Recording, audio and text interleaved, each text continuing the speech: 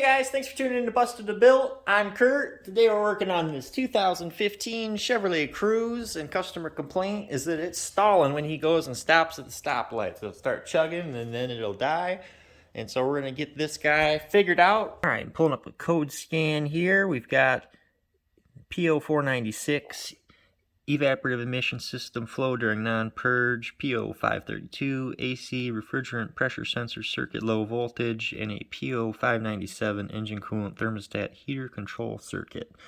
And then we've got some other codes and some other modules that we're not really worried about. We're just after the EVAP and then the engine coolant thermostat heater. More than likely, the thermostat heater is not going to be an issue at all with the stalling or anything like that, but that is an issue that we're going to want to resolve. This car was actually in just a couple weeks ago. I put a compressor on it, and so that's what the AC code's on there for. I guess they just didn't get cleared out. And then the EVAP emission system flow during non-purge is probably our culprit for the stalling. So we'll get under the hood of this and we're going to check out that purge valve and just check to see if that's leaking.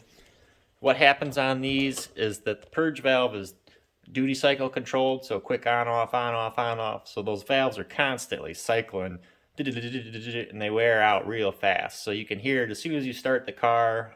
Same with the Cruzes, Traverses, I mean, all GM, but those ones in particular, that valve is extremely loud. You can hear it under the hood when it gets fired up. But anyways, we'll just check to make sure that it's sealed, and if it's not, then that's absolutely the problem.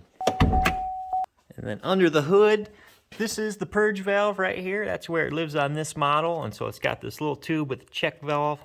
It goes into the intake here. And then on the other side, this is supply from the fuel tank, or your vapor supply. And then the connector for that.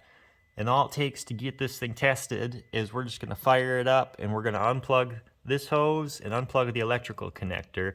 And unenergized, this solenoid is closed, so we shouldn't have any manifold vacuum on this end right here if this valve is sealing. So we'll just get ours fired up real quick and then we'll check it.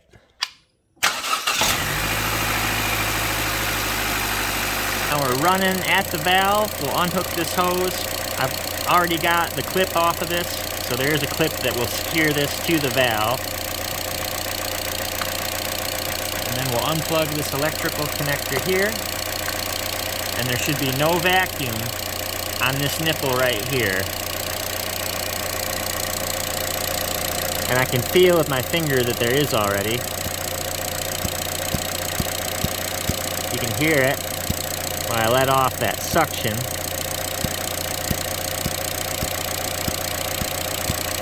Some people say that's not scientific enough, so I'll get a vacuum gauge and put on there to prove this.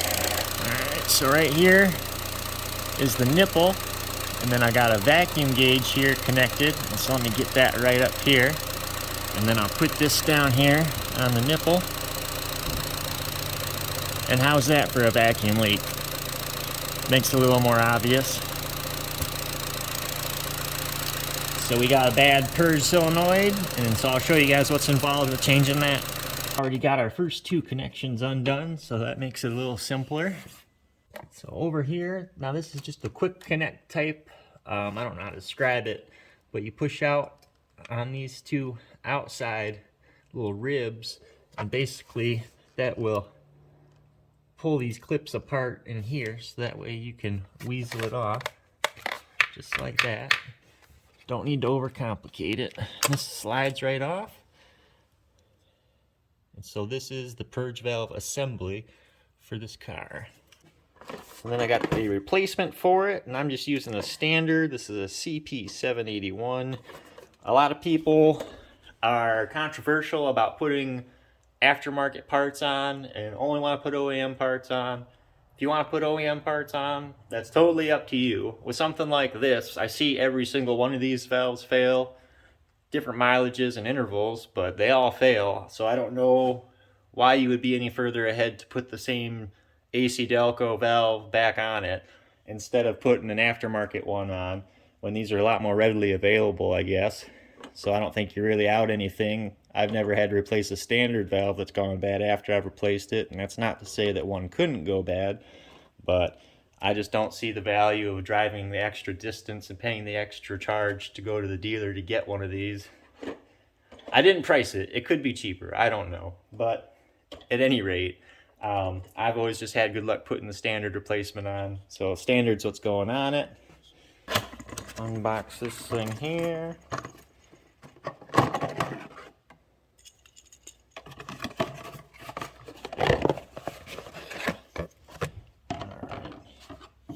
Oh man, I'm gonna ruin it before I even get it put on. So these are the contents that come in the box there. Little new rubber isolator, little check valve assembly. So we can put this on. So this guy's gonna go right here. On you go, snappy snap. And then we'll peel this old rubber off of here.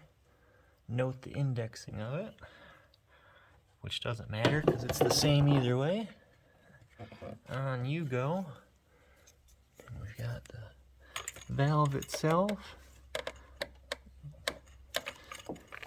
On you go. Quick disconnect on this side. And come back over here. Hook up the quick disconnect over on this side. And the electrical connector, which goes under the line, I guess. There we go. Hook our connector back up.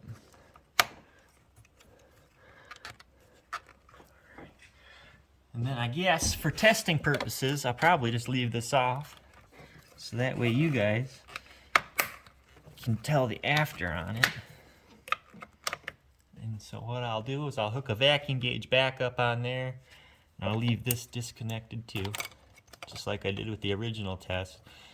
And I'll put the vacuum gauge on here and then fire it up and see if it's fixed or not. Alright, so here we got it running. Vacuum gauge.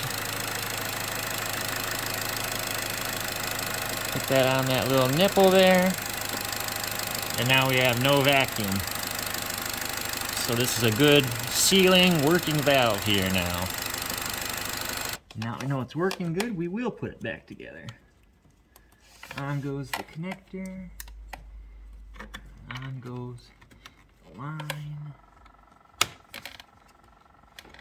Alright. So there we've got the one issue taken care of on the Cruze right away, not too bad. And so a little bonus footage, we'll get into this thermostat heater.